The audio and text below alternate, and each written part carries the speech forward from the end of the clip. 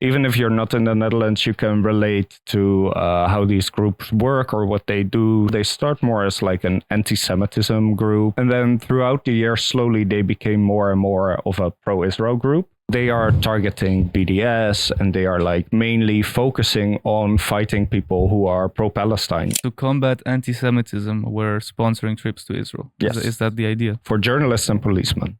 Which is no wonder that the police are beating us up in the streets then, right? If they're being trained by Israel, getting sponsored trips to Israel. And what they do is, they get deployed to Gaza, they commit a bit of genocide, and then they come here to Europe, to our beaches with their violent indoctrination, and they spend their vacation here. How can these people still travel visa-free to Europe, just come here and then go back? Like, we don't know what kind of crimes they committed. And what you see happening is the Telegraph, they publicize a news article about this.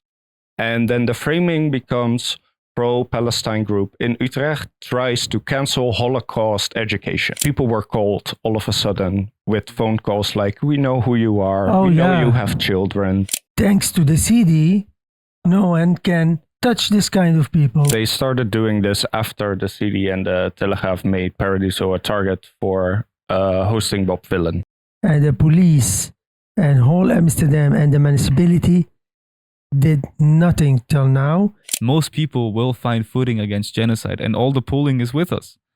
All the polling shows that in the West, the people are completely tired. It is the CD, these lobbyist groups, the media groups, and the police that are coordinated together that are suppressing our ability to make change. It is not that the people have not changed their minds already. We are there. One of the main reasons that I advocate for a free Palestine is also because it hurts me to see the state of Israel have to deal with radicalizing and putting their own young people in more and more danger and making them more extreme with every generation that goes, you know? So, sorry, the poster fell over here. Welcome back to the Eurozone. I'm your host, and today we have Wasim and Ruben back on for round 2. They were here a month ago, and we talked about Palestine activism in Amsterdam. They both have a lot of experience in those circles. And what the issues have been so far with activism. And today they're back to talk more about these topics, go into more detail, and specifically what sort of organizations and different forms of resistance they find within these circles. And we want to explore a bit specifically in the Netherlands, who are the problematic players that are always there, who always show up. Who aren't? Who aren't, but who shows up just in time every single time to stop change, and who's really monitoring the scene, trying to stop all of these activists from achieving anything.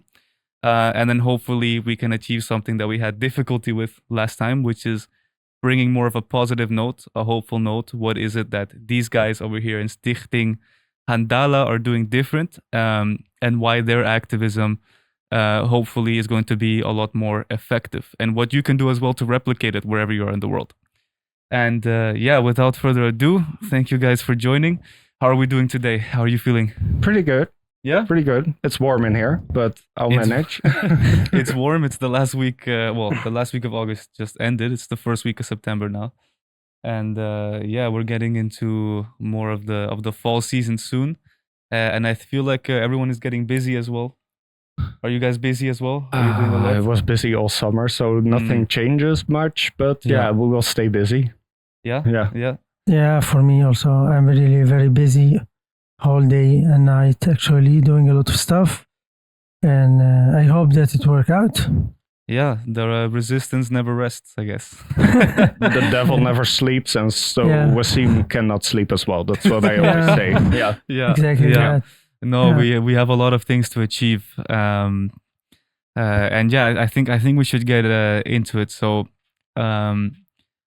since last time we talked, we communicated a bit on WhatsApp because there was this situation involving Israeli tourists who were coming to Amsterdam. And let me be clear, I don't think the issue was Israeli tourists. If I understood correctly from the articles I read through, the issue was that a lot of these tourists, so-called, are active members of the IDF. or reservists. Or reservists. Yeah. And what they do is, they get deployed to Gaza, they commit a bit of genocide, and then they come here to Europe, to our beaches, with their trauma, with their violent indoctrination, and they spend their vacation here, putting us all at risk, I think, being around people like this. And I understood that the CD got pretty pissed off. As they do. Easily. Always the CD. Yeah. And this was the first time I heard about this group. I was not aware of them. I mean, I know about similar groups in other countries, but I'm not fully tapped into Dutch politics, which is why I'm happy to have you guys to talk to. Yeah.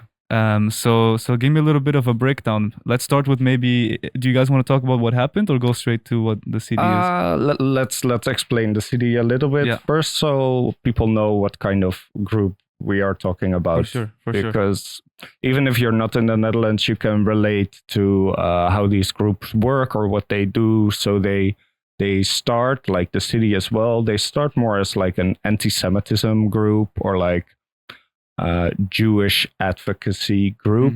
And then throughout the year, slowly they became more and more of a pro-Israel group. Yeah. So they are targeting BDS and they are like mainly focusing on fighting people who are pro-Palestine. So the same you see with the Jewish Defense League or the Anti-Defamation League. When Elon Musk forms the Hitler Salute, you don't hear them. Right. And when a pro-Palestine person says, maybe we should boycott this genocidal state, then they come into action. And I'm guessing here, but I imagine that Geert Wilders and his supporters also probably have some anti-Semitic people in their ranks, and I'm guessing they were never targeted. If it follows the trends of other countries. Right? Some TV show actually showed, I think it was Arjen Lubach, I don't like him, but this one he did nicely. He showed Geert Wilders with several anti-Semitic people posing. And Geert Wilders obviously is one of the most pro-Israel people in the Netherlands as well. It's a pattern we see everywhere. Weird how the most Nazi-aligned anti-Semitic people are always protected or at least not looked at by these anti-defamation leagues supposedly fighting anti-Semitism institutions. Right? Yeah. And I think the definition of the CD is not about Jew. They try to hide behind the word Jew, that we are doing this to protect that there is no anti-Semitism, to protect what happened in the Second World War. But the main focus and the main task for this group is the lobby organization for the state of Israel. And as much as they present themselves as this anti-Semitism monitor, they also publicize a yearly report on anti-Semitism. If you look at their activities, when they target journalists or they target the police, that's where they do some of their lobbying or education, then actually most of it is about organizing trips to Israel to show how perfectly nice and plural this society is. So to combat anti-Semitism, we're sponsoring trips to Israel. Yes. Is that the idea? For journalists and policemen. For journalists and policemen. Higher education teachers. Right. Which is no wonder that the police are beating us up in the streets then, right? If they're being trained by Israel, getting sponsored trips to Israel. I think they also receive some training there as well. That's why my arm was bruised last time I went to a protest, I guess. So if you look at their actual activities, like the groups they are targeting, they are well chosen, the right groups to target, right, for your lobbying. They target politicians as well, obviously. But then their focus is a lot on Israel and not so much on anti-Semitism at all. Right. No, it's only about this person is active pro-Palestine. Yeah. They look to you and they say, well, look, this person is an example of anti-Semitism. Right. And this is the way how they scared and they try to silence people. Yeah. They abuse a different kind of method to do that. And it is a horrible group, what I can say. And we have seen some of the methods up close in the past 2 years. So one example is the case of the Israeli tourists, I want to say reservists, because a lot of people criticized it for, we publicized a video of these Israeli people visiting center parks to address the issue, like, how can these people still travel visa-free to Europe, just come here and then go back. Like, we don't know what kind of crimes they committed. And when people went to Syria in 2015, they were extensively screened when they came back. And these people, they could have committed war crimes, and they are just let in without any kind of screening. What you're saying is when people in 2015 went to Syria, as in like people being involved in the global jihad movement? Yeah, but also some people went for the Free Syrian Army, which was supported by the West in the beginning. Okay, the ones so on either side of the civil war conflict between the Free Syrian Army, is it called? Yeah, I thought that was the name of this collection that was supported by the West. So is it Assad's? Or no, that was anti-Assad. So those are the groups that were sponsored by the West to overthrow Assad. Right, the popular uprising. So you had that, and then you had Assad's army, and then you had ISIS and the ISIS-aligned militias as well. And what you're saying is anyone who went down there to fight on whatever side was... They were screened when they came back. Reasonably so. They're coming back from a war zone. Reasonably so, yes. And they were screened and made sure that, okay, do you have weapons? Do you have connections to people who have weapons? Do you know how to use them? Do you intend to use them on civilians? I think these are good questions that we should be asking the IDF as well. Yeah, but because the Israeli violence and carrying of weapons is so normalized and legitimized, it's not seen as though it's any kind of danger or any kind of crime. Yeah. So like when they come here, yes, they are serving in the army. It's completely legitimate. They can go on holiday when they are away from the army, or the argument is you don't know if they are serving. Right. Well, everybody has to serve. Forced conscription in Israel. Unless Orthodox Jew, okay. And as a quick point, like one of the main reasons that I advocate for a free Palestine is also because it hurts me to see the state of Israel have to deal with radicalizing and putting their own young people in more and more danger, and making them more extreme with every generation that goes, you know. So sorry, the poster fell over here. Sorry about that, guys. We just had to put a poster back up. But yeah, we were talking a little bit about CD and these Israeli IDF tourists that get to come here and spend time. So, you were making a great point that actually also the Israelis, they are, I don't want to say suffering, but like they are forced to conscript. They are forced into an ideology. And if you are born there, you don't have a choice if you want to be part of this. I do strong, and I understand that not everyone in the movement has the ability or the space to be able to think this way or to put time and energy on this focus. I don't think it's the main focus when you have a genocide going on. But I do put a strong emphasis on that this is a disaster for the young Israelis. I mean, you are indoctrinated until the age of 16, 18. At the age of 16, you're told which military wing you're going to go to. Then you get deployed when you're 18, 19. And that is a very young age where you're very malleable. And you get put into an army that further indoctrinates you to be radically violent towards a specific dehumanized group. And then you go out and you commit war crimes on behalf of this group. And then for the rest of your life, you are now complicit. So if you are going to challenge these ideas in any way, you would have to accept your own complicity. And not only that, the complicity of everyone around you, because everyone is forced to do it. It's forced conscription. So it makes it near impossible for an Israeli to be able to have an honest awakening, an honest moral awakening. And one also of the big problem, there's this young soldier, traumatized people, or you can call them whatever you want. When they came to Europe here, they are very, very proud. They became very proud. They start shouting. They start saying, well, we are killing Palestinian. We are destroying homes. As if it's normal to do that. This gives the idea to see what kind of society they live in. At the same time, and the other way, is it really horrible to hear what they are doing? And thanks to the CD, no one can touch this kind of people. When you try to inform, to inform the society, to inform the police, the overhead, that watch out, there is maybe genocide commitment people here inside our country. Oh my God, the CD going to destroy you, but we are going to do it. We don't have any chance. The CD should stop doing this kind of genocide, pinkwashing, or I don't know what you call it. Protectionism. It's protectionism, right? Yeah, they protect the whole state of Israel. Yeah. And not only that, but the complicit members, it seems. Yeah. So do you want to go into more detail of what happened, or is it something that's a bit touchy? No, we can definitely get into it. Like, it's out in the open anyway, so I guess. there's no need to be secretive about anything about it. But even so, there's the forced conscription, but these people were quite a lot older than that. They were families, they had their own children, but also adult males until the age of 49. They are reservists. They can be called in to serve, and they have a lot. And they are now. They are being called in right now. 60,000 got called in. So even if they didn't serve before in the past 2 years, they could be serving now or in half a year.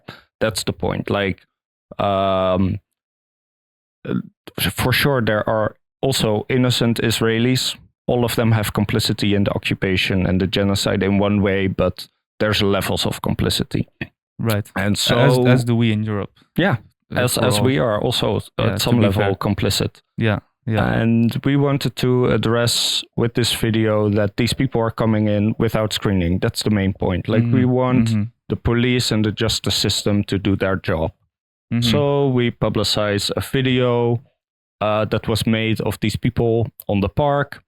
And obviously we blur their faces. We don't want it to be that people can know who these people are, so they look them up to hit them or do violence against them. That was not the point at all. The point was to call for the justice system to do what they need to do. Right. It was to, if I understood correctly, are you saying it was to spread awareness of the issue that these people are being that they are traveling visa-free. Screening. Yeah. Visa-free. Yeah. Visa-free even. So like, I don't think even many Europeans or Dutch people are aware of the fact that Israelis can travel to our country without a visa. Which to me makes me very scared because I had friends who were in the streets of Amsterdam, in the metros during the Maccabi raids, when Maccabi came here with a bunch of far-right hooligans from Israel, and they were randomly targeting people. I mean, they were being violent towards us, European and Dutch citizens in our own home. Yeah. They were tearing down flags on our private property. I mean, what sort of insanity is this, that people like this are allowed to come in without a visa? Yeah. And then you guys publicized this video trying to expose that. And then obviously the city came, like we expected them to come actually. So how does that work? You guys took an action which is directly against the interest of the genocidal state of Israel. Yeah. And then what happens? Then what happens is, well, at first the video bubbles under, right? So they didn't see it yet. And even the video didn't blow up a lot, but apparently it blows up. Even if it doesn't blow up, it blows up enough for the CD to notice. And then what does that mean? Just like how many thousands of views are we talking? I think in the end, but that was even after the news reports about it, it hit like 15,000 or 20,000 views. So we're talking about a video that at the time probably had like 10,000 views on Instagram. Yeah. And the CD already is eyeing it and looking at, so they're really monitoring, right? They are really monitoring, because I don't know, I think 10,000 views is almost nothing. Like it's not a lot. Not close to blowing up. Yeah. So then they say they are filing a police report. That's what they say. And who do they say that to? They are, I don't know if they are saying it to the media. I think they are saying it to the media because then the media is reporting not about our video or the point of the video. The news item they are framing, the CD is filing a police report against a pro-Palestine group. Right. That's the framing. Right. Yeah. Okay. That's where it starts. Okay. So you guys found out through the media, essentially. That they are filing a police report? Yes. Okay. Yeah. Okay. And one thing is very important, like the CD, it's not that we are now focusing in the CD. It's about what the CD have been done in the last 2 years, and therefore what expected in the last 2 years in the time of the genocide and what's going on in Gaza. we noticed that the CD actually covered this country. I can say it really very loud. So you're saying the CD has a big influence on the laws In and the everything in governance this of country, the Netherlands. They have a lot of power and pressure in the media. In 5 minutes, in 10 minutes, they can act for you the whole Hilversum media park. They have a lot of pressure inside the police and inside the Minister of Justice. They have a lot of power inside the police academy also, where you educate the new policeman to be for helping the society. They indoctrinate people from there on. The same type of people that are responsible for creating and educating the soldiers that you see committing the most ridiculous and heinous war crimes for fun, right, in Gaza, are the same type of people that are training our police forces here in Europe, which I think is crazy. And politicians, for example, it's like in The Hague, they have a group of politicians in different parties. They activate this manipulation system at the same time. For example, I would like to talk about the high school of Utrecht. That is like 2 years ago or 2000. Yeah, so you're saying high school, but it's hogeschool, so it's like higher university. Education. Higher education. So applied sciences. In the higher education case was the subject that the CD came to make a campaign, college rakes, they call it. And in this college rakes, they are going to talk about anti-Semitic and to inform young students about how to not be anti-Semitic. And specifically, because this is a great point of contention within this media reporting about this case, is that they said that it was going to be lectures about anti-Semitism post 7 October. Okay. Exactly. That was the first announcement. Okay, And well, we were checking and we see that the CD is engaged in this case. We were like, wow, the CD. The lectures are being organized by the CD. Yeah, the CD organized in the higher education in Utrecht. They organize the lectures. They have the professors also who is going to give this culture. Is 1 or 3 or 4 of them have been allied at the CD. At that point, we went to try to have connect with the school. A local activist group in Utrecht. Yeah, at the beginning we tried it ourselves. All of our friends, comrades, activists try to send a message to the school. Watch out! What are you doing, guys? You are organizing a college rakes. A college rakes should be natural. It should say the truth. And the CD is not that party. They are not natural. They are a lobby organization for the state of Israel. They are doing. You are having the lobby organization for the state of Israel come to a Dutch university, institution of higher learning, and give a propaganda lecture. And the name of this lecture is Anti-Semitism post October 7th. Yeah. Which gives you an idea of how these two things are always conflated. Yeah, they want to give us all a sticker. Look, this is Wasim. He's saying anything about Israel. He's an anti-Semitic. But so then you organized, but you were successful. Eventually, the University of Applied Sciences of Utrecht, they told you and that group that they were not gonna go through with these lectures, right? Yeah. So you convinced them to cancel the lectures, then what happened? We have a meeting. We sit at the table and we talk to them about everything, that this is not normal in our normal education system. You cannot put this party as an lobby organization for Israel as the CD with their own people to give this college. They say, well, you are right. We are going to cancel these events. So they agreed with you? They agree. They cancel it. And then the media comes into play. And then you see the same thing happens. You see the same things what happened with the people in the Center Park. The next day, we opened the television and friends calling us. what are you doing, guys? You were intimidating and abusing the director of the school. The first media report about this came from Telegraph. Yeah, Telegraph, yeah. And as always. So, everybody should know, and we know for sure, even though you cannot prove it, there's direct links between CD and Telegraph. Okay, so these two are buddy-buddy, the CD and the Telegraph. Then even sometimes a politician is added to it. So in this case, it was. And what you see happening is the Telegraph, they publicize a news article about this. And then the framing becomes pro-Palestine group in Utrecht tries to cancel Holocaust education.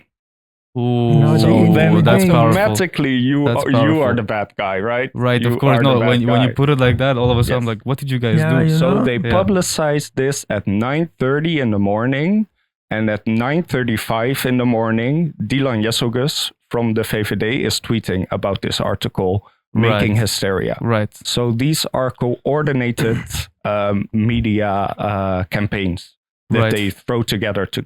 Yeah, Yeah. coordination between. So, CD, which is CD. a lobby group on behalf of Israel, Mm-hmm. not officially, but as we have seen, that is what they do. Yeah. Combined with Telegraph, one of the main news sources in Mhm. one of the main media companies in the Netherlands, Mm-hmm. and a far-right politician from the VVD, which is Geert Wilders' party. No, Or- VVD No. is No, he is Geert VVD. Wilders came from VVD originally. Okay. Yeah. but still a far-right party. They are far right now. They were considered center right in the past, but Okay. now they are far right. Yes. So you have right. So you have this coordination between the media, the politicians, and the lobby groups Yeah. for Israel. You can And- see it yeah. so clearly because obviously Dilan Yeşilgöz is not at 9:30 in the morning checking Twitter to see if the Telegraph is publishing articles Right. and then retweeting it 5 minutes later. Right. Right. How- This is not spontaneous. was This it- is coordinated. How much time was there between the university accepting that they should cancel this lecture and the Telegraph piece coming One- out? It's like in the night, we have the meeting in the evening with them. Right. The next day in the morning, 9:30, as Ruben says. So you're telling me that the Telegraph in one night. Yeah, of course. The devil never sleeps. Remember. But the in, devil no, never but, sleeps. But I want the viewers to think about this. In the evening, Yes. they have a conversation with not the CD, not the VVD, not Telegraph. They have it with the University of Applied Sciences in Utrecht. And by the next morning, 3 parties have jointly attacked this and framed it under the same framing. And it's Right. not only So, this three party. but no, it's we'll not get only there. them. We'll get there. But I just want to yeah. underline that is highly indicative of a coordinated campaign going throughout the night with these 3 groups working together. Otherwise, Telegraph would have taken longer to put this story together. It cannot be as a journalist that you can have that story ready by 9:30 in the morning if it was not coordinated. It could be, of course, that because the process leading towards the education institution rejecting this lecture was longer, so they might have felt like, maybe we are not going to succeed, and Right. maybe the CD already prepare like when they are canceling the lectures, Then we'll we be should do ready. this. We will be Right, ready. right. We will be That ready could to be. pump out an article the next day. But still, then to It's exactly still we'll be ready. coordinated. Still We'll be coordinated. ready to pump out an Yeah. article the next day. Who's going to write that article? The Telegraph, which is Yeah. supposed to be independent from the CD, right? Yeah. Because it's a media source that tries to present itself as fair and neutral. So very, very interesting. I don't how know if the quickly these things Telegraph work. tries to present themselves as fair and neutral anymore, But it's meant to it's be a supposed to base be. of journalism, right? It's supposed to be journalism. yeah, Yes. yeah.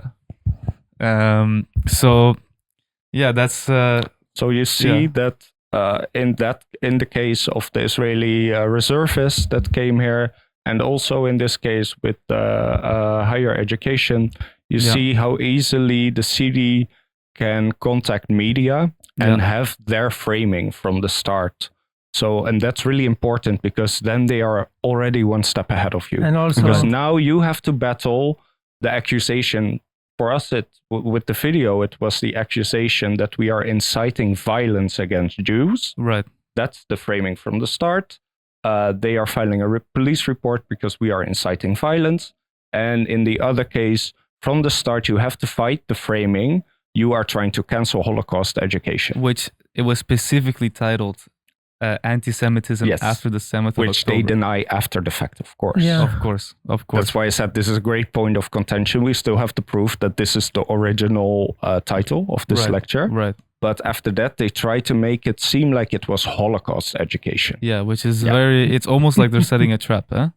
Yeah, which is very interesting. Yeah. And Wasim, you were getting into that it's not only CD, which was one of my follow-up questions. How does CD work? Does it have subdivisions? Does it have other organizations that it works with closely? There is different organization, and they work as an operation or with the CD or under the CD.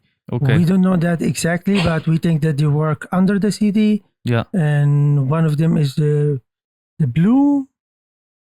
Blau. Yeah. Something. They have been doing a lot of problems for Palestinian activists inside Amsterdam. Yeah. And one of them have been getting, I think, bitten when he started to attack people inside the encampment. Mm-hmm.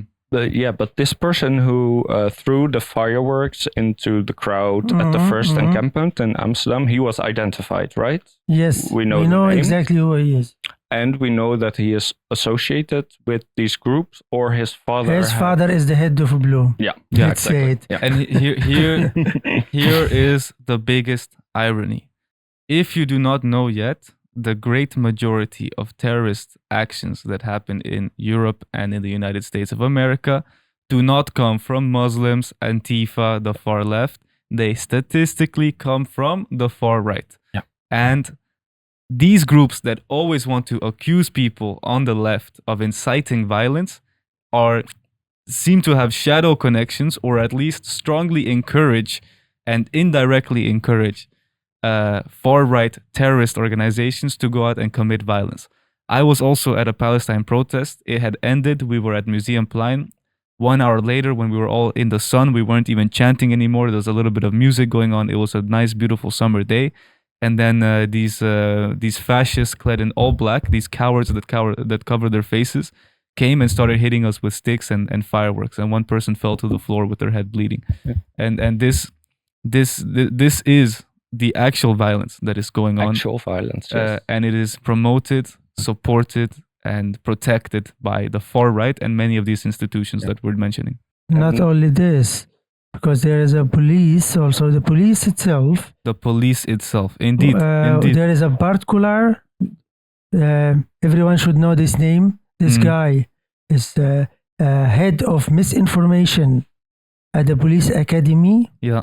What he done in the case of the University High School, HKU Utrecht, he was writing an article over two Palestinian students that they have been done this and this and this. He put their names, their study places, all information over them online. He was doxing. He was doxing them. It was doxing of students by the head of the police academy. And we try with all in our power to talk to the police academy, to talk to the people from the police, to put pressure. What are you doing? Are you serious?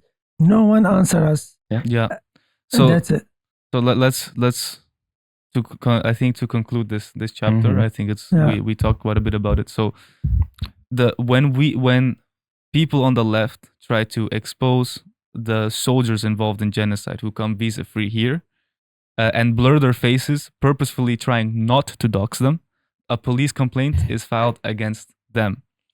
But the head of the police academy in the Netherlands is he himself doxing students who are pro-Palestine. Yep. And when they do that, groups of violent right-wing militias, I guess we can call at this point, they're not heavily armed with weapons yet. They are militias. The militias come and attack these people in the streets, at the protest, in the encampments. So what is really going on, and why does the media not cover it in this way?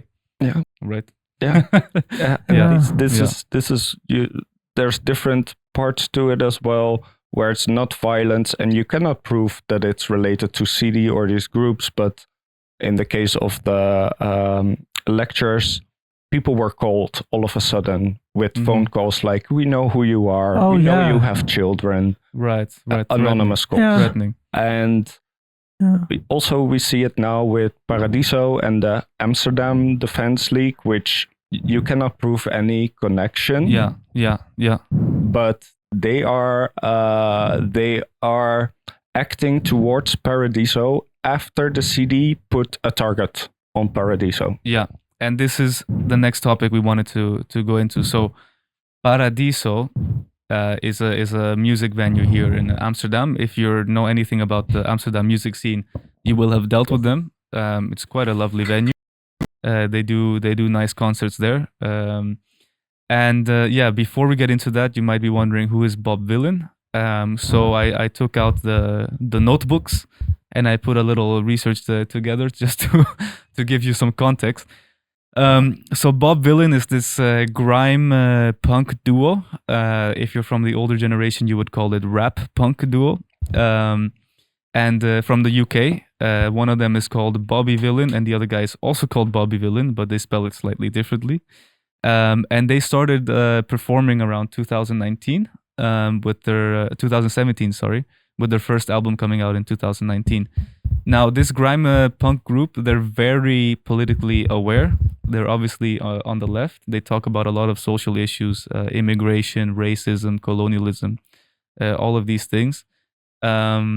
And they were slowly rising in popularity, but they were not huge until the biggest performance of their life, which was at Glastonbury Festival, which is also like a very important festival in the institutions of the music institutions in the UK.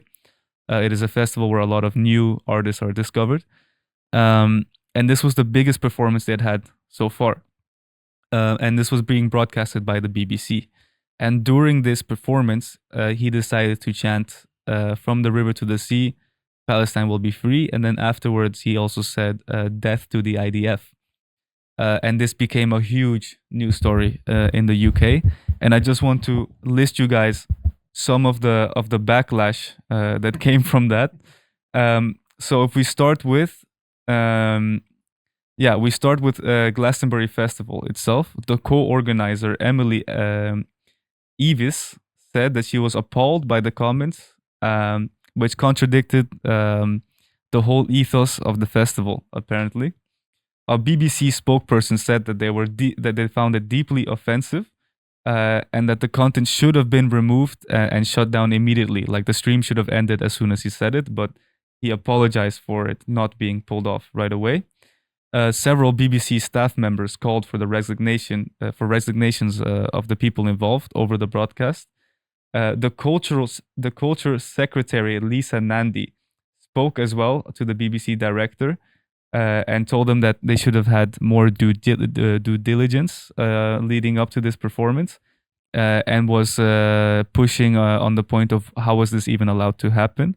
The Prime Minister, Kid Starver, as we like to call him, described the performance. Please keep calling him Yes. that, Kid Starver. Yes. The Prime Minister of the UK, Kid Starver, described it as an appalling act of hate speech. And the Conservative leader on the other side also called it grotesque, writing that it was glorifying violence against Jews and that this isn't edgy.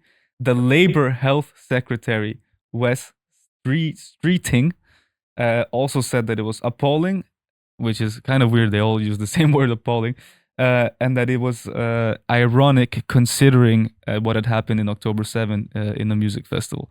I think the point about having a music festival during October 7 and thereafter, by the way, is the fact that you can celebrate and have music festivals in an apartheid state while you have a concentration camp just a few kilometers away. But okay, if you want to draw this line instead, I guess that's up to you. And a few more here. The Israeli embassy also came out and said that it was inflammatory and hateful rhetoric.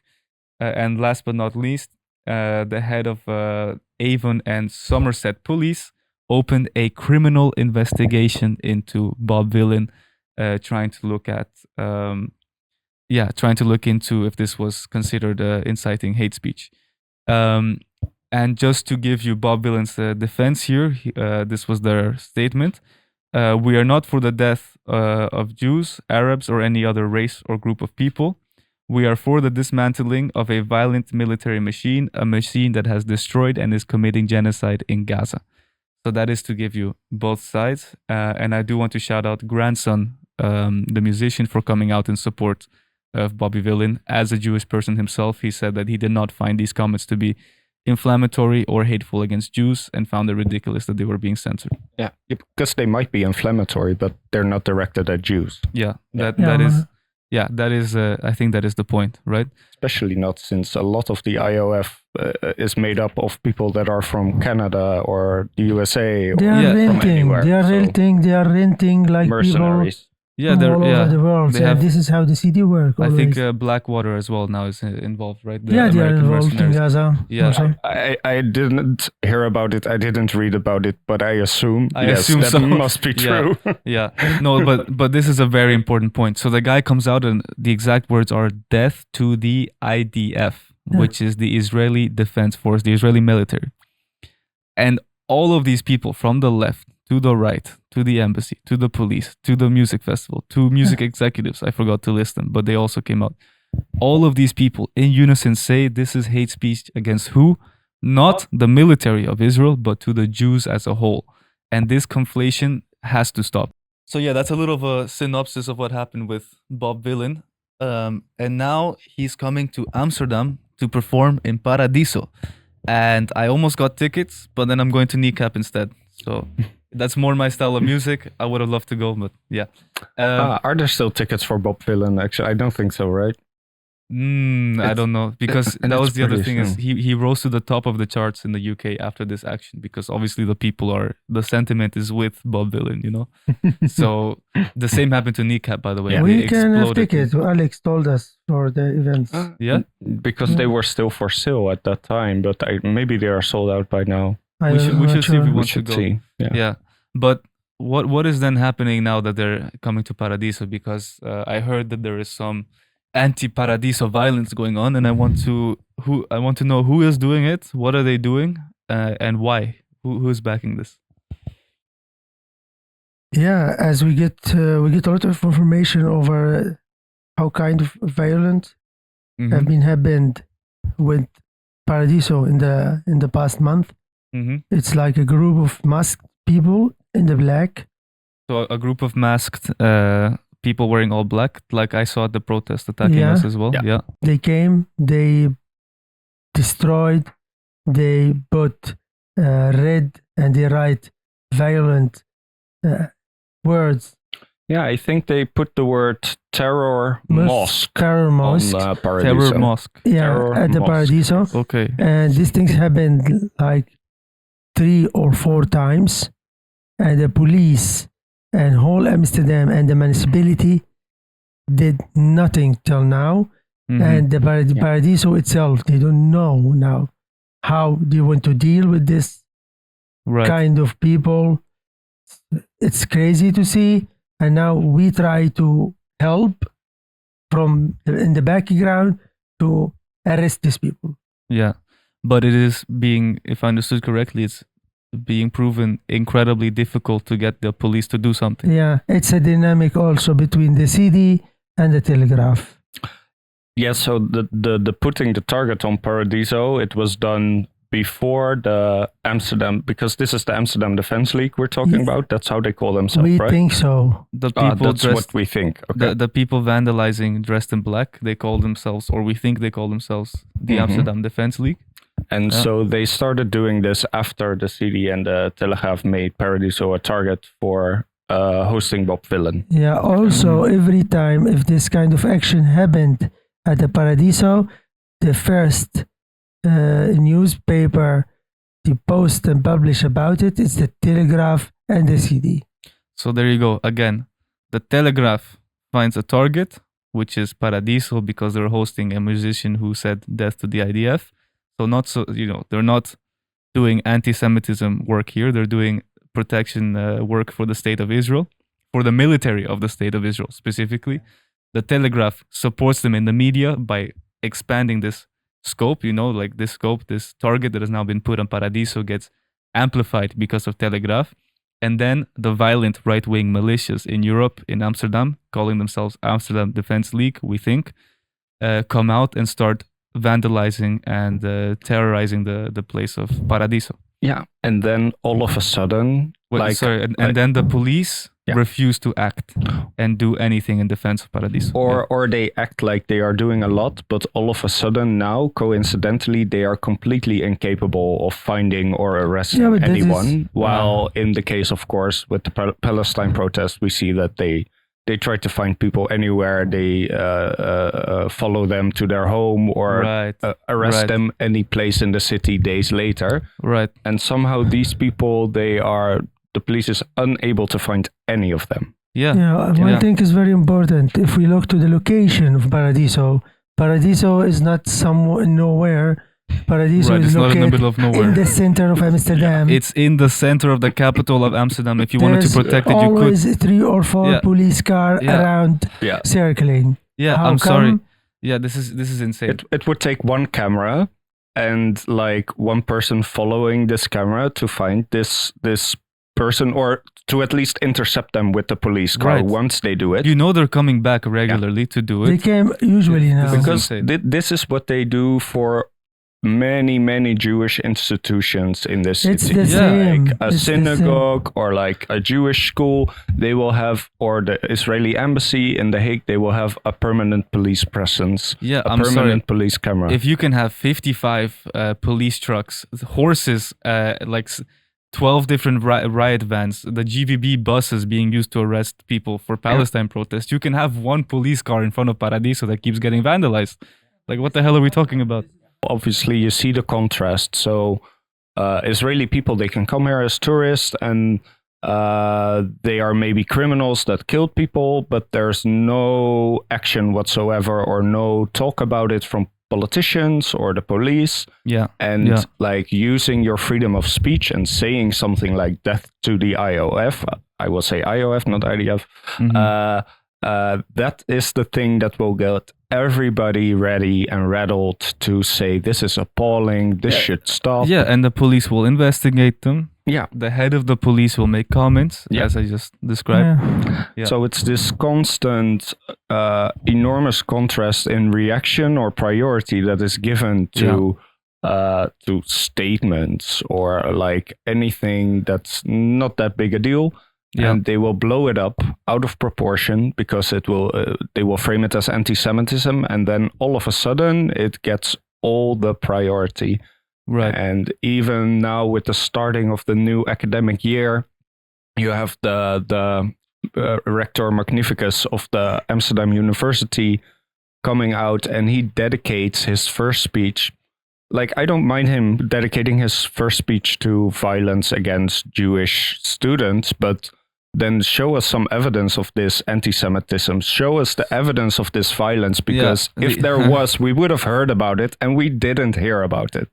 And we know that it's not about the Jewish, as they are always try to sell to us. It's about Zionism. It's about the IOF people, soldier who came here to celebrate and have vacation. And when anyone try to do anything to them, they will say, well, look what they are doing to the Jew people. To be clear, there's no hurting happening to the Jew people here in the country. And the Jew people stand hand in hand with us against this the IOF. Jewish people of Amsterdam come to the protests for Palestine. Yeah. Only the elites are using this narrative. I'm sorry, but you've lost the plot. Even the Jews who are otherwise heavily connected sometimes to family members and whatnot in Israel. All of the Jewish people I know in my personal life are against this genocide. I'm sorry, it is ridiculous, and you are putting them in danger. You're putting my Jewish friends in danger by conflating the two, because they are not responsible for the genocide of the Israeli military. Just because you're a Jew does not mean that you are step in step walking the fascist line of the IDF. So I do see a lot of Jewish voices coming out and stating it, and what they say is that why am I being lobbed into this? It's dangerous for me to be lobbed into this genocidal state. I didn't vote for this. I have nothing to do with this. I don't live in Israel. Well, I have to agree. It's getting more and more. More and more Jewish people you hear speaking out. That's true. And I mean, it makes sense. Like, as I said, unless you've been indoctrinated fully by the IDF and have been made complicit at the age of 18, most people will find footing against genocide, and all the polling is with us. Yeah. All the polling shows that in the West, the people are completely tired. It is the seedy, these lobbyist groups, the media groups, and the police that are coordinated together that are suppressing our ability to make change. It is not that the people have not changed their minds already. We are there. Yeah. But also you see there are a lot of Jewish voices speaking out, and obviously they are subject to the selection mechanism of the media just as much as any other group. So also the more radical anti-Zionist Jews, you will not see them on the mainstream channels. They lose the hope. They lose the hope and the trust in the media. But also there are a lot of them that have this kind of like liberal Zionist kind of view. They are talking the talk of peace and like being neutral, but you can see their real intentions sometimes. So this is the case with the woman who did the Hamas tunnel in Amsterdam. She's traveling around with this tunnel, and then she will go to the media and she will say, well, I'm not for or against anyone. I don't want any innocent victims, and I'm just trying to get attention for the poor hostages that are being held. But you are using the image of the tunnel, which is obviously like a propaganda piece of the Zionist state to justify their genocide. So you are obviously trying to funnel this narrative. I'm going to make a strong image here, right? I would argue that using the Hamas tunnel imagery, the use of the Hamas tunnel imagery is equivalent to the use of the backstabbing Jew that Hitler used in World War II to justify killing all Jewish people. Using a Hamas tunnel is justification. It is imagery used to justify killing of all Palestinians. These two things are very similar, and I cannot wait for the history books to draw these connections because it will happen. They will be drawn. They are also manipulate the whole public opinion. With this kind of tunnels. And to your point, I think even though because I am very tapped into these scenes, especially in the US, I see the Jewish voices, popular voices, going against the IDF, going against the genocide. But I agree, the media screening also applies to them. They're not, the most people don't hear them because they're not allowed on the media, right? And if they're on the media, they're only shown in handcuffs. But there's also a lot of sneaky ones that are in like the standing together kind of groups that try to act like there is a way to resolve this issue if just Palestinians and Israelis come together and work together. The two-state solution. The two-state solution, the sham of the two-state solution. Like ignoring the truth about all the systems that are in place to prevent this. Just acting like it's people that should come together. No, this is a lie. It's an institutional problem. It is the core of our civilization is rotten. And we need to address it fundamentally. Otherwise, nothing will change. To the point of the media, last time we talked a bit about the NOS and how they filter out who gets to be invited on these panels, who doesn't, and the issue of the friendly activist, where the media channel will always put on someone that is a lot more bland, a lot more controlled, that has no extremist views, to make a fake image of a balanced panel or a balanced view, where you have the most rabid, genocidal, anti or Islamophobic piece of shit from the far right on one side, and on the other side you have the friendly activist that thinks that people dying is bad, but doesn't fundamentally want to challenge any of the institutions of power. I wanted to ask, because I wish we had more time last time to go into it. Do you have other similar stories that you could share with us around how the media is very selective of who gets to speak and about what? And like I'm really interested in this filtering and mechanism that we see. Well, another medium than the NOS or the NOS? It could also be the NOS themselves. Yeah, the NOS. It's always the NOS. And the problem is that also we agree to have a interview Mm-hmm. that was at the beginning of the genocide, also with the NOS. And for me, like, well, Wasim, let's talk about how bad the situation of your family, how's your family feeling in Gaza, and this is what we need. This is very important. I was Right. clear. So I would say that the strategy here is Yeah. to individualize or personalize the tragedy Right. and not make it about the Exactly. the They state don't want perpetrating us to violence on the talk. whole population. Right. When they present October 7 and the tragedy of Hamas going in and killing civilians, they don't. They do bring on the personal story, I will say, and the families, and make it very personal of why is this what is the pain that this is causing. But then They also point to the person who did the act or the group of people who did the act. and then they go, and this is Hamas's fault, Yes. and this needs to be, and then they bring on the IDF spokesperson to offer a solution to the pain that you have just been shown. Yeah. Right. And you're saying that when the NOS invited you, they wanted you to talk about your family. Yeah, but the next time they told me, well, we don't want you to talk about the situation. We don't only to know how is Wasim feeling? How is the family of Wasim? It was for me from the beginning. I was clear with them, like, watch out. For me, my family is the same as any other families in Gaza. I will not going to waste the time of descending about talking about my family, how horrible is the situation there. We need here to inform the Dutch people about how things going on. And after they tried like 6-7 times with different journalists to call me to try to make an appointment about that, I refused it totally.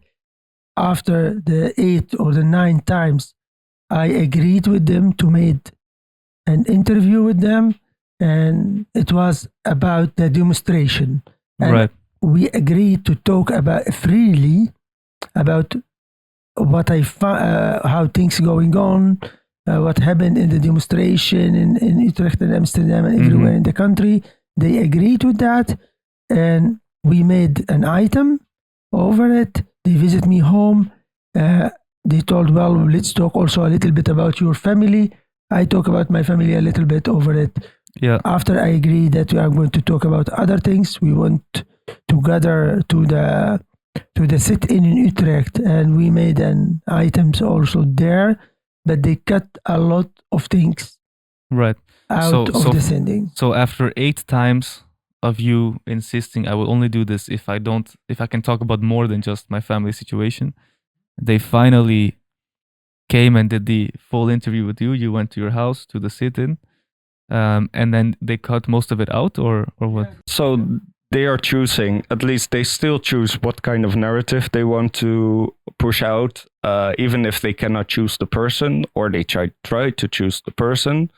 And you see it the other way around as well, where you will never find in Dutch news a report about one of the ex-Mossad chiefs or ministers or TV programs that are publicly calling for genocide, like repeatedly, or celebrating a person who raped a prisoner on TV. And you will not see a report about this in the mainstream media in the Netherlands, because that's the part they don't want you to see. These voices, they don't get amplified. And they really pretend like we don't we can't use tools to translate Hebrew. Because the Hebrew channels, they show all of this openly, you know. Yeah. But they pretend like none of us over here in the West have the ability to press Google Translate, because like they write one story in English and one story in Hebrew, the same channels, and the one in Hebrew will say it was a victory what happened to the bombing of the hospital with the journalist, the clip that's viral. Yeah. The Hebrew news story says that this was a military victory. The English news article from the same news source says that this was a mistake. Yeah. So there you go. But channels like NOS, they are going along with it as if just the English article got published and that's the real sentiment in Israel. Yeah. That's what they will do. And if you want to go back to what the NOS and the Newseer. Mm-hmm. The Newseer is also a Dutch. The first Newseer is Dutch television. It's a show by the NOS. Yeah. Yeah. And we were together in the demonstration here in the dam. Mm-hmm. And they called me, they messaged me, well, let's talk about your family. Mm-hmm. We are in the middle of Amsterdam. The mayor of Amsterdam banned demonstration for Palestine. And you want me to talk about my family now? No way. I talked about the resistance. I talked about what happened in Amsterdam, but they cut everything and they put on old items from me. They abuse it again and they put him in the television. Right. So they're really trying to, again, when they reach out to someone on the left, someone on this side, they always frame it only around, okay, tell me about the tragedy. And whenever you try to talk about how to change these tragedies, how to stop the tragedies from happening, who's blocking you from making change, they cut it. Yeah. They will select the good activist who presents the watered down version. If they don't agree to that, they will just cut out the parts that they don't like. The voices from the other side that are calling for genocide or are extremists, they are being silenced. They are not being amplified at all. Like they don't exist. And then there's another thing where they try to discredit protest movements or activists. And Geen Stijl and Po News, they are like the biggest offenders for this in the Netherlands. They made a career out of mocking activists, actually. Yeah. Almost. And when you see the pro-Palestine movement, there's one person in particular that, frequently presents themselves as being the spokesperson for a protest. Even though I don't know if they really are. Right. And they are not. I don't know, but they are not that good at it. They really play into this image they want to present of like a radicalized, stupid person who has doesn't want to even think critically about their own ideology. Yeah. And when they get a critical question, they just deflect because they are just so dogmatically, ideologically convinced. And stupid. And this person is presenting this picture perfectly for them. So they keep coming back to this person at every protest. Right. So when they found someone that portrays the movement in a negative light out of incompetence, they keep going back to that person and specifically platforming them. So it's not only the friendly activist, it's the incompetent activist. Yeah. And you see this a lot, I think, with I heard rumors. I'm not reporting news to you when I say this, but I heard rumors that some of these more extreme climate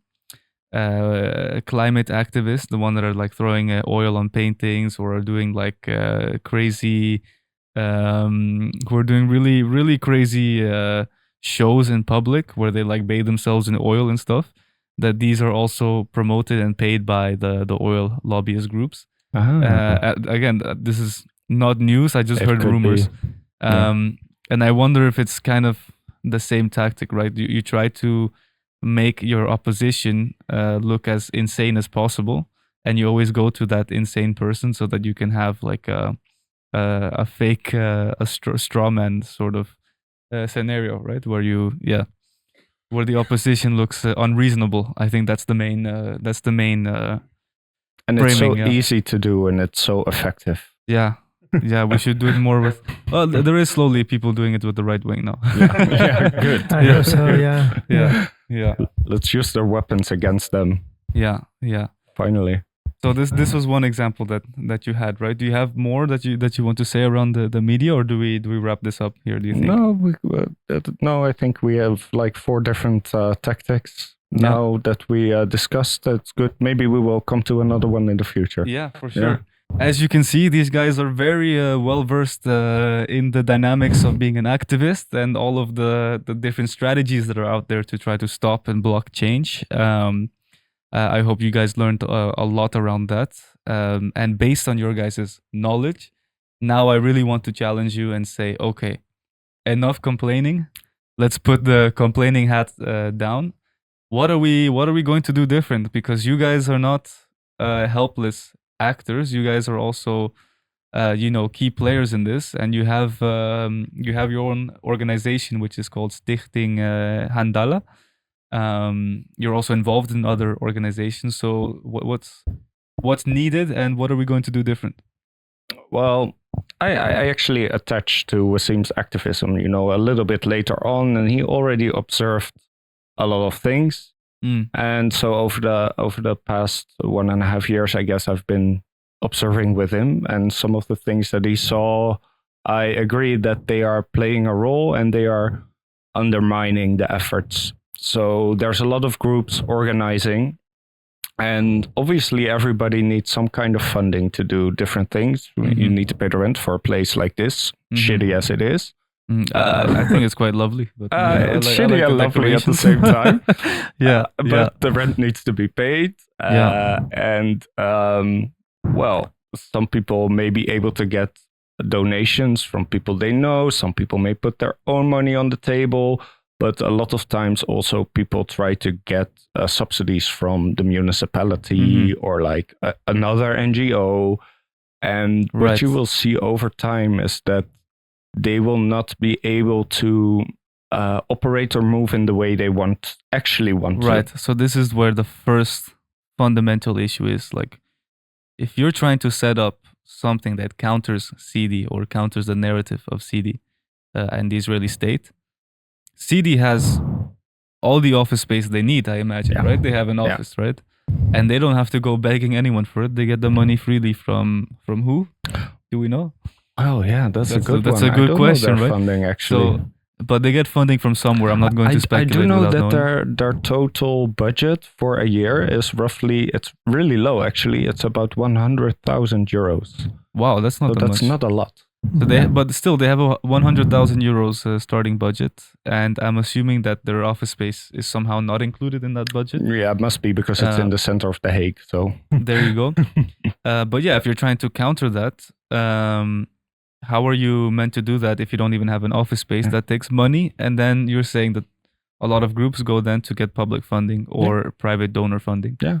And when you do that, you lose your independence. And if the same state that is complicit in this genocide is funding your group talking against the genocide, obviously they're going to have some criteria, right? There's going to be perimeters, and you will have to act within the perimeters. Right. And this also goes for protest groups who protest on the basis of having permits to protest from the municipality. So once they start moving outside of what's comfortable for the municipality will try to retract this permit. Whether it's legal or not, or whether you could still protest, is not even the point, because it works. It's a way of putting pressure.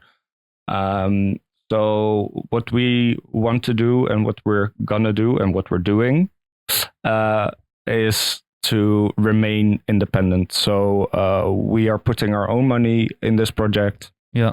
And we do want to get funding for some things. Obviously, we are also fundraising for people in Gaza. These are going to be donations, but they will not affect our operations. We are not dependent on these donations for our operations because they just go to Gaza. So to remain independent, to perform, to do the operational part, that's really important.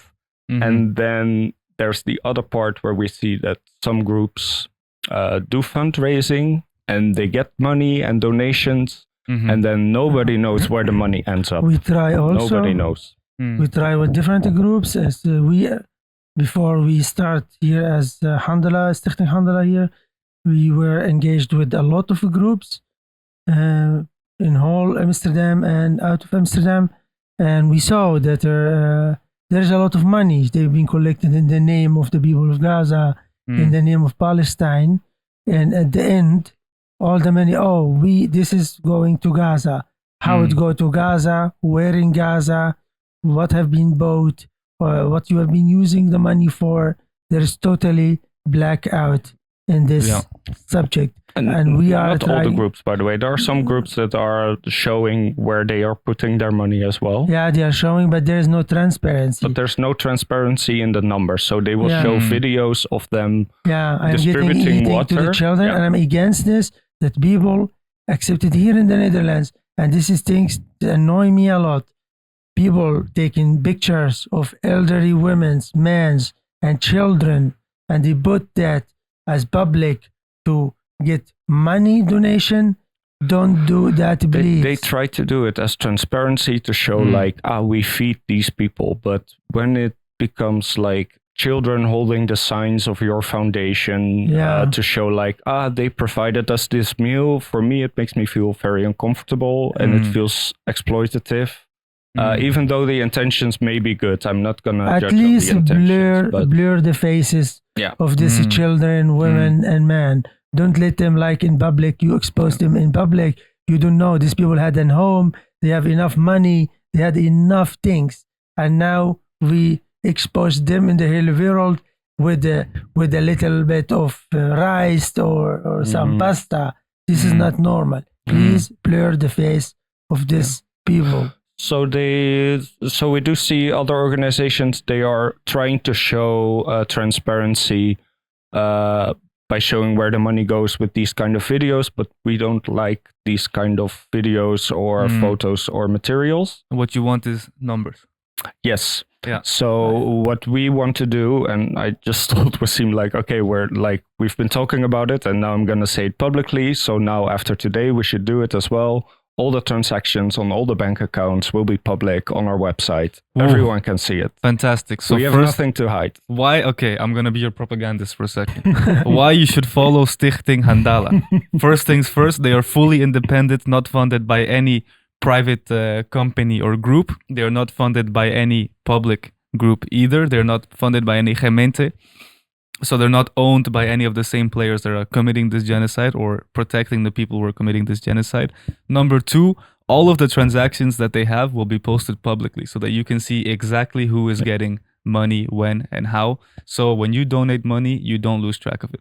And where is the money going? And we will not expose people from Gaza. If we are going to make pictures, we are going to blurry face all actors. And they are going to maintain the dignity of the people they send this money to by not forcing them to pose with a sign just for getting the transaction of having pasta or rice, as you said. Yeah. Cool. And also it's kind of to protect ourselves as well. Like you can have good intentions, but still when you have the money in the account, it can become easily also attractive to think like, I can put a little bit of money to this. That's not the actual goal of what it's collected for, because nobody will notice. Well, if they are public, you're not able to do this even. You cannot even consider it for yourself. It's a control mechanism for yourself. And if you did, so if your transactions are public and you did some transaction that's not, you cannot justify it. Yeah. Also, it can be used to put pressure on you or to expose you. Right. And this is another part where like it's so important. Anyone can be blackmailed. Obviously, I can be blackmailed. Wasim can be blackmailed. You can be blackmailed. But putting yourself in a position where you are not so dependent on your employers, for example, to put pressure on you, or not having a family and kids is a big part. A lot of people, when push comes to shove, when they get these kind of phone calls from people we think are instructed by the CD, we know who you are, we know you have a family. Right. That's when people buckle, and that's when they cannot move anymore. They get compromised. And we also believe that it's really important for us to remain in a position that we will remain uncompromised. So yes, both of us also have things to hide. Everybody has things to hide. Everybody has secrets. But if people want to expose this and try to pressure us by trying to expose these kind of things, I would say let them. Yeah. There's a lot of bad stuff you can hear about me, and some of it might be true. I love that. Yeah, no, that's good confidence. Hey, we're all human. Going a little bit back as well, like a lot of people when it comes to the LGBTQ movement, for example, will take ridiculous or people who are a bit stuck up inside the movement and portray them as the leaders of this movement and say, look, these people are just generally disrespectful or unlikable. And my response is always, I am not fighting for the rights of LGBTQ people because I like every single one of them. Obviously, I will find someone who is in that group annoying from time to time because everyone can be annoying. It is based on a moral principle, right? And that, I think, carries on to these sort of things. You don't have to be in full agreement with every single thing that Ruben does in his weekends, apparently. But No, I do them throughout the week as well. throughout the week as well. But we have a common goal that is for all of our own selfish interests. No one is free until Palestine is free, and you're wasting all your money on this genocide that could be used on housing and preparing this there's economy. also a very big difference between your public life and your private life. Right. And this is what in the movement they mix these both things always in each other. Like if I am in public doing these things and I'm doing it well for Palestine, Right. no one can judge in my private life. Right. And these things should keep separate, but a lot of people inside the movement, they don't understand that. They mix private life with the public. Exactly. All of this infighting in the left, all of these purity tests, like, oh, well, you're a climate activist, but yesterday outside your house, I was there watching you with binoculars and you took a shower that was longer than 10 minutes. Look, we advocate for something. We're trying to change something. When we unify and we create public messages, that should be the focus. Let's not divide each other based on what we do in our free time. Yeah. Yes. For sure. Nice. What else do you have? Do you have more points for what you guys are doing different? These are already some great ones, by the way. Yeah, I think this is the main part, the main observations that we see where other groups, other organizations, in the end, even when they start with good intentions, at some point they are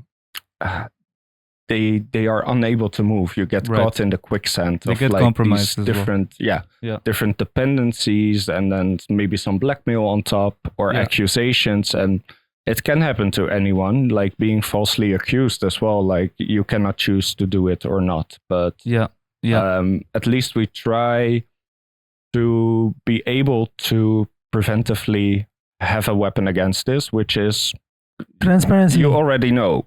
You already know. Okay, that's really cool. Yeah. I have 2 more points. I'm not saying you need to have an answer today, but I want to know if you've thought about this, and if you haven't, it would be interesting to hear next time, once you've had some time to think about it. One is, how do you deal with leftist infighting, right? Which is a very common thing. All these splinter groups, all these people trying to say we should do that, no, we should do that, and then getting paralyzed, right? Because you don't know, oh, should we go that way or this way? And then no decision is made because it's democratized. There's not a strong leader. And 2 is, how do you counteract these pre-made narratives that are almost there as a trap, like we saw with the Hogeschool in Utrecht? How are you going to deal with the reality that you have this coordinated media campaign waiting for you every time you take an action? For the second one, really, I want tips from the audience. Right. Because I haven't really figured it out yet. I think like if we get into a situation like that again, possibly we will fall for the same trap again, because it's really difficult to not fall in this trap. But I think that the first idea or the second one will answer the first one, because this 2 idea is very important, because if you are good organized, you will have your own weight. Exactly. If you don't have any weight now, you are dependent on crazy people with character, egoism, everything, that they are in the spot of the movement. You have no weight. Anyone can, the CD or any other organization can abuse their power and their connection to expose you, to put you in the bad light. Let's say you guys were well organized, right? Or when you did the Hogeschool thing. I'm not saying, but let's say, right? Like, it would have been, I mean, in hindsight, it's easy to say. I'm not saying this is not an easy task, but the task at hand needs to become, okay, I think we're close to achieving this goal. once we achieve it, what is the news story we're going to produce the morning after? There was one thing that could have been done at that time, because there was the proof actually of that the CD was saying this is a post-7 October anti-Semitism course, not a Holocaust course. Right. And the HVA also, or the Hogeschool Utrecht, the Utrecht education thing. They said that they were not considering canceling this tour, this college lecture series. Yeah. And there was actually email evidence that they were. So what could have been done was to come with this information to the media to counter this narrative and to expose the CD, to expose the Hogeschool Utrecht. To have it ready. But they didn't happen because everybody involved didn't dare to go the extra mile because they were scared. It was easy to blackmail them. Right. They blackmail them, they scare them literally because to their own phone addresses. Calls. So you need to where your family is. So you need to have people that are not able to follow through. That can follow through and that have prepared this beforehand. So that they can come with a counter narrative. As I said, maybe even that evening. That evening when you get your win. They called me. The NOS called me and he told me, "Can you give me the evidence?" They say to us that you were a black light, you are a boot bridger, and you were scared the board of the high school. And I told them, these things never happened, and I never do this kind of things. Yeah. And you know how things go. I say, give me the evidence. But our comrades have been get scared. They intimidate them. That is why we choose not to do that. Yeah, so they did ask for the evidence, but you weren't able to give it at that time because they didn't want. To come back to the first question, because I do have an answer. I thought about it in the meantime. No worries. Also. Actually, I think that we are not so democratic. Okay. So it's not democratic in the democratic way how we are acting. It's not about democratic. The problem is in ourselves that we are not good organized. Yeah. But I mean, for us, what we do and what we want to do, we think of the idea, we think of how we want to do it, and then we start doing it. And then we start looking if there's people who are interested to add to this, who want to join this thing. But not, we have a group of people and we have to sell this idea to them to make sure they move. No, if nobody moves, if nobody wants to do it with us, we are going to do it with us too. Maybe someone else, maybe two other people. Agile. That's it. Agile. Yeah. Yes. Very interesting. Very interesting. Instead of having a room of 100 and then deciding what are we going to do, you two start doing. And if 100 people join, they join. If not, they don't. Or join us and help us, please. Yeah. But this is also our weakness because we don't have like a solid group of people that we can depend on for everything. So it is a weakness at the same time. But I think it's also a strength. Yeah, I think this, and just like with the money, there's a payoff, right? Like if you get a budget of 100,000 from the gemeente of Amsterdam, can you do more with that, even under the control and the barriers of the gemeente? Without the conditions, No, but I'm saying even with the conditions, is that more efficient than being independent, not having conditions, but also not having money? I mean, these are all trade-offs that we have to make. But it's good that some people are trying a new route. Because clearly the traditional activism has not been working. So, And I think if you look at a group that has been quite effective up till now, I think Hindere Job Foundation is one of the great examples. And I don't know a lot about them, but from what I know, I think they also operate with a very small group of people that is doing 90% of the work. Cool. So it's possible sometimes to do more with less people. Yeah, that's a very good one. A lot of leftists are waiting for the big group before they move. It's actually way more effective to have a small group. Yes. Keep that in mind. All right, we're going to take a small break, and when we come back, the tone is going to shift a bit, and we're going to do a Gaza report to bring you the latest news from there, and hopefully we can connect to our local journalist in Gaza that Wasim is connecting us to. We're going to bring you the latest news in a moment here.